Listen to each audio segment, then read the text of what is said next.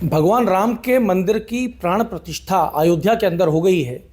हर आदमी ललायत था एक झलक पाने के लिए। भगवान राम प्रतिष्ठित हो गए, उसके बाद में जो भीड़ उमड़ी, जो जन सैलाब वहाँ उमड़ा है अयोध्या में, वो भी देखने लायक है। अयोध्या में क्या हुआ जब भगवान राम की प्राण प्रतिष्ठा हो रही थी, उसका आंखों देखा हाल बताने के लिए आज हमारे साथ मौजूद हैं जयपुर सिविल लाइंस के विधायक गोपाल शर्मा जी। साहब, जयपुर से आप इकलौते थे, जो राजस्थान से मुझे लगता है आप इकलौते थे जो वहाँ मौजूद थे। आंखों देखा हाल बता दीजिए, पूरा देश रो रहा था। देखिए, राजस्थान से कुछ लोग और भी थे, लेकिन पत्रकारिता से जुड़ा हुआ कहा जाए तो राजस्थान से मैं ही था। और भी जो बड़े पत्रकार थे, 2 4 5, उनकी संख्या इतनी ही थी। अलौकिक दृश्य था, अद्भुत माहौल था। और इससे अनुमान लगा सकते हैं कि जब रामलला का चित्र पहली बार सामने वहाँ आया तो बहुत सारे लोग रो रहे थे, बहुत सारे लोग नारे लगा रहे थे, भावुक थे और चर्चा कर रहे थे कि उनके जीवन की इससे बड़ी घटना कोई भी नहीं हो सकती। अंबानी परिवार, अमिताभ बच्चन, ये सभी लोग भावुक थे। रविशंकर जी। राम के दरबार में कोई छोटा और कोई बड़ा नहीं बचा था। नहीं बचा। सबको राम ने एक ही आंख से और एक ही स्थान पे ले आए थे। और सबका भाव क्या था गोपाल जी? इसमें भी एक बड़ी बात ये थी कि जो लोग वहाँ गए, वो जो पहले पहुंचा वो पहले बैठा।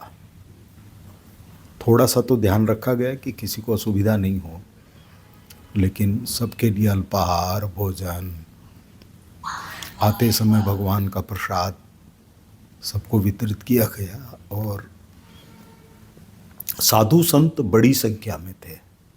इससे पहले कभी आपका अयोध्या जाना हुआ? नहीं, मैं तो सैकड़ों 100 बार जाता रहा हूँ। उस सैकड़ों बार में और ये 22 तारीख को अयोध्या जाने में क्या फर्क, अयोध्या नगरी में क्या फर्क? अयोध्या बदल चुकी है, अब वो अयोध्या है ही नहीं। अचानक ले जाके खड़ा कर दिया जाए तो पहचानना मुश्किल है। सबसे बड़ी बात ये लगी कि जो हजारों लोग अपने मोबाइल पर फोटो खींचने में लगे हुए थे, उनसे कहीं बहुत बड़ी संख्या में 1990 और 1992 में भगवान राम की जन्मभूमि पर कार सेवा करने के लिए ज़्यादा बेताब और ज़्यादा बेसब्र थे। वह एक अद्भुत माहौल था, यह एक अलग माहौल था। इसमें भगवान के प्रति आस्था थी और उसमें भगवान के लिए जीवन देने की भावना थी। अब सब बातें जो हैं वो दोनों तरीके की हैं। कोई आस्था देख रहा है, भगवान राम, और तुलसीदास जी ने कहा है जाकी रही भावना जैसी, प्रभु मूरत देखी तन तैसी। तो कोई आस्था देख रहा है तो कोई राजनीति देख रहा है। आप ही की सिविल लाइन से आपके निकटतम प्रतिद्वंदी ये कहते हैं कि जितना पैसा इकट्ठा हुआ चंदे में, उसके तो ब्याज से ही राम मंदिर बन गया। तो भाजपा ने क्या किया? अब आप इसको कैसे देखोगे? देखिए, भाजपा ने थोड़ी मंदिर बनाया है, मंदिर तो देश ने बनाया है। भाजपा के तो राष्ट्रीय अध्यक्ष भी संभवतः वहाँ नहीं थे, राजस्थान के भी कोई भी मुख्यमंत्री भी नहीं थे वहाँ पर, केवल उत्तर प्रदेश के थे। भाजपा का अगर कार्यक्रम होता तो वहाँ भाजपामय माहौल होता, ये तो राममय माहौल था। भाजपा का तो कोई एक झंडा ही नहीं दिखा। तो फिर विपक्ष को इस बात का दर्द क्यों कि साहब बीजेपी का इवेंट है, राम मंदिर की स्थापना नहीं है? वो इनको लगता है, इनको इसलिए लगता है कि प्रभु जब किसी को समग्र रूप में दिखाई नहीं दे और कोई आलोचना करने पर ही उतारू हो, तो वो ये कह सकता है कि कोई व्यक्ति 2 पैरों से ही क्यों चलता है, दोनों हाथ भी लगा ले, वो उछल के चलने लग जाए। तो ये सब ऐसी बातें हैं जो मंद बुद्धि का प्रतीक है। राम जी के मंदिर की प्राण प्रतिष्ठा के लिए देश ने 500 वर्ष इंतजार किया है, और उस क्षण को राजनीतिक कहना ये दुर्भाग्य की बात है। श्रीमती इंदिरा गांधी के नेतृत्व में भारत ने पाकिस्तान पर विजय प्राप्त की, तो क्या प्रतिपक्ष ने उसकी आलोचना की थी? नहीं। लेकिन सावन के जो अंधे होते हैं उनकी आंखों में दृश्य हरियाली वाला ही लगता है, तो हमेशा उनको हरा ही हरा दिखाई देता है। तो फिर देश में इतना विरोध लोगों ने क्यों पैदा कर दिया? क्या आपको ऐसा लगता है कि लोगों की कहीं ना कहीं ये मानसिकता है कि राम मंदिर और अभी टलना चाहिए था, इतनी जल्दी नहीं बनना चाहिए था? कोई भी गैर राजनीतिक आदमी तो विरोध करता हुआ दिखा नहीं। बिल्कुल नहीं। तो ऐसी स्थिति के अंदर केवल राजनीति करने के लिए कुछ लोग विरोध करें, उनके विरोध की क्या कीमत है? उनकी भी कीमत नहीं है। आप देखिए कि जो राहुल गांधी वायनाड में जीत कर ये कहते हैं कि उत्तर प्रदेश के लोग तो समझदार ही नहीं हैं, जिन्होंने आपके परिवार को हमेशा वोट देकर स्थापित रखा है। आप भगवान के राम की बात जयपुर में करते थे, आपको जनता ने इतनी बुरी तरह से नकारा कि अगर कोई सामान्य व्यक्ति होता तो वह पश्चाताप करता और यह सोचता कि प्रभु मेरे से क्या गलती हुई, क्या मैंने ऐसा किया कि जनता ने मेरे को बिल्कुल अस्वीकार कर दिया। अगर सही देखा जाए तो भारतीय जनता पार्टी की जो परंपरागत सीटें हैं उनको छोड़ करके सबसे बुरी हार इनकी है। फिर भी अगर नहीं समझ में आए, कहाँ राम का नाम लें, कहाँ राम, कहाँ हम तो उनके चरणों की धूल जहाँ से निकली है उसको माथे पर लगा लें, वही बहुत है। और ये अपने को राम मानने लग जाए। राहुल गांधी जी के आलोचना करने का क्या अर्थ है? उनको ये नहीं पता जनेऊ कैसे पहनते हैं, उनको ये नहीं पता हिंदुत्व क्या है, उनको ये नहीं पता कि उनका गोत्र क्या है। उनकी आस्था रोम में है, भारत की आस्था राम में है। यह दोनों में फर्क है।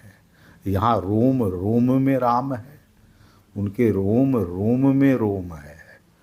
तो कभी भी वो इसका सामंजस्य नहीं कर सकते।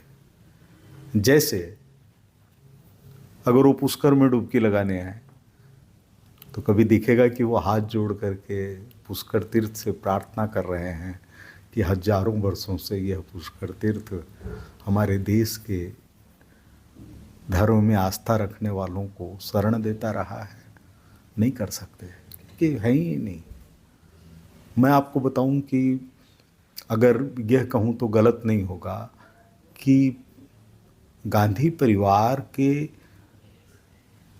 इतना असत्य बोल बोल करके इतिहास को विकृत कर दिया है।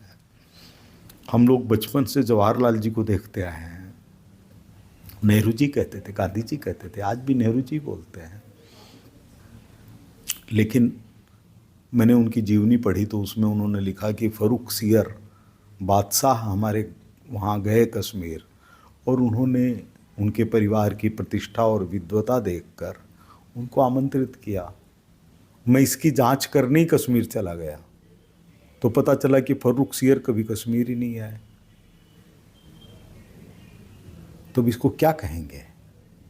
अभी तो साहब उस टाइम पे जो राजा था जिसने जो लिखाया, इतिहासकार ने वो लिख दिया। हम राजस्थान की विधानसभा की बात करें साहब, आज राजस्थान की विधानसभा के अंदर भी माहौल जो है वो विपक्ष ये कह रहा है सरकार कहीं ना कहीं बैकफुट पर नज़र आ रही है, विधानसभा में जवाब नहीं दे पा रही है, विधानसभा के अंदर चीज़ें ठीक नहीं चल रही हैं, सरकार के मंत्रियों को ट्रेनिंग देनी चाहिए। इन सब पे अब आप विपक्ष को किस तरीके से लेते हो? नहीं, वो उनका कहना है, उस कहने के अलावा वो कर क्या सकते हैं? उन्होंने तो अपने उप मुख्यमंत्री को भी नकारा और निकम्मा कह दिया। तो जब मुख्यमंत्री जी उस समय के ये मानते थे कि उनके मंत्रिमंडल में नकारा और निकम्मे लोग हैं, वो स्थिति तो आई नहीं है, वो नहीं आई है। दूसरी चीज, सब जानते हैं कि जनता ही तो प्रतीक है लोकतंत्र का। जनता ने उनको नकारा है। इसको कैसे झुठला देंगे? पुरुषों के अंदर 74.45% और महिलाओं ने उससे भी ज़्यादा 74.72% मतदान किया है। इतना व्यापक मतदान क्यों हुआ? पिछली गहलोत सरकार को बदलने के लिए हुआ। अब इसको लेकर के व्यक्ति आत्मालोचन करे या विपक्ष की आलोचना करे। अगर आलोचना करने से आपको वोट मिलते हैं तो आप करते रहिए। आज तक तो कभी मिले नहीं किसी को। अब लोकसभा चुनाव आने वाला है तो आलोचना नहीं करेंगे तो आपने तो राम मंदिर के व्यवस्था बनाई दी है। नहीं, तो लोकसभा में देगा क्या कौन है? हमको? वो नहीं देंगे, नहीं देंगे। 2500 सीटों पर कांग्रेस हारेगी, उम्मीदवार नहीं मिलेंगे, सब भागेंगे छोड़ छोड़ के। इनको तैयार करने में जोर आएगा। ये कह सकते हैं कि लोकसभा हार जाओगे तो कोई बात नहीं, हम अगली बार विधानसभा में दे देंगे। किसी को कहेंगे कि हम आपको जिला प्रमुख बना देंगे। तो लोभ लालच दे करके लोगों को हिम्मत बंधाएंगे। जैसे बच्चे कहीं पढ़ने में रुचि नहीं रखते तो उनको तैयार करते नहीं कि जाओ टॉफ़ी देंगे, ये देंगे, वो देंगे। वही माहौल राजस्थान में होने वाला। तो जब तक राम मंदिर की प्राण प्रतिष्ठा नहीं हुई थी, जब तक लोग कह रहे थे 400 पार, और अब राम मंदिर की प्राण प्रतिष्ठा होने के बाद में एक नया सिलसिला चालू हो गया। लोग कह रहे हैं 500 पार। नहीं, 400 पार तक तो ठीक है, लेकिन प्रतिपक्ष भी उस हालत में होना चाहिए कि अपनी बात उठा सके। क्योंकि राजनीति केवल लोकतंत्र के अंदर अपने यहाँ की जो व्यवस्था है उसमें प्रतिपक्ष इतना कमज़ोर नहीं होना चाहिए। तो 500 की ज़रूरत नहीं है। हम लोग तो 400 से 450 के बीच में संतुष्ट हो जाएंगे। और यह सिर्फ राम मंदिर का विषय नहीं है, अभी नहीं है। जब चुनाव था सिविल लाइन्स में हम लोगों ने नारा ही दिया था 400 पार। तो कोई हमारे लिए तो आश्चर्यजनक विषय ये नहीं है कि 400 पार होने की बात है। क्योंकि जनता यह चाहती है कि उनको ऐसा नेतृत्व मिले जिसको वो कह सकें कि ये हमारे नेता हैं। उनको लगे कि कोई भी मुसीबत आएगी तो यह व्यक्ति हमारे लिए खड़ा मिलेगा।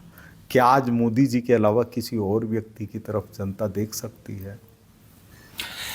तो साहब, क्या मोदी जी के अलावा किसी और की तरफ देखा जा सकता है? जनता को एक ऐसा नेतृत्व चाहिए जो मुसीबत के समय उनके साथ खड़ा रहे। और सबसे बड़ी बात कि देश के रोम रोम में है राम। तो ये आप सुन रहे थे, मेरे साथ मौजूद थे सिविल लाइन्स विधायक गोपाल शर्मा जी। जुड़े रहिए हमारे साथ। मैं जयपुर से अमर उजाला के लिए आशीष। अगर आप ये वीडियो YouTube पर देख रहे हैं तो हमारे चैनल को सब्सक्राइब करें और बेल आइकन को दबाना ना भूलें। अगर आप Facebook पर ये वीडियो देख रहे हैं तो हमारे पेज को लाइक करें।